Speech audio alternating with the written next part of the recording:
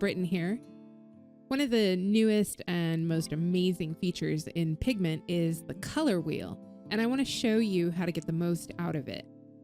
So the color wheel has two selectors, one for the color itself, which is the outside wheel, and one for the intensity or the shade of that color, which makes up the inner wheel or circle. You can see here with the reddish color that I've picked, there's an intense version of it, or what I call the true color, and then the less saturated version, where I've added a bit more white, followed by the grayed out tone or the muted tone there.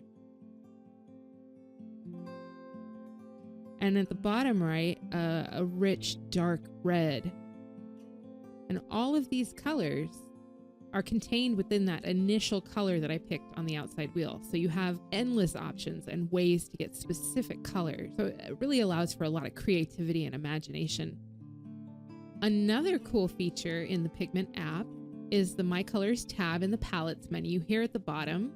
If you tap on that, you'll see that you have your own sort of library to fill with palettes that you make yourself. So let me show you how to make your own palette. Start by selecting the new palette at the top here, and once you've got your color wheel, which you already know how to navigate, you can start picking your colors. When you find one that you want to keep, just tap the little circle with the plus sign, and that will add it to your custom palette. You can do this quite a few times or as little as you want, depending. I have some palettes that have lots of colors and others that just have 4 or 5.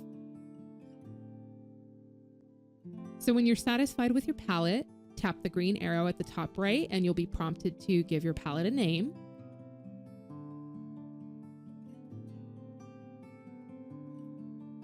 And voila, it's saved and you can access it again and again. Now let's say that you want to create a color by blending existing colors on your page. So you go ahead and mix colors together however you like, using the opacity slider and tools like airbrush or pastel. Then you pick up your dropper tool and select one of these hand-mixed colors that you've just created. And you can add that to a new palette. It'll also get saved to your recent colors, so you can access it there.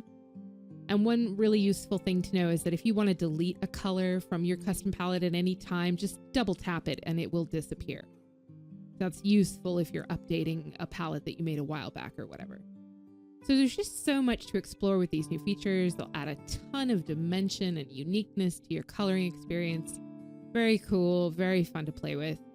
So my advice is to jump in and start experimenting with the new color wheel and custom palette features.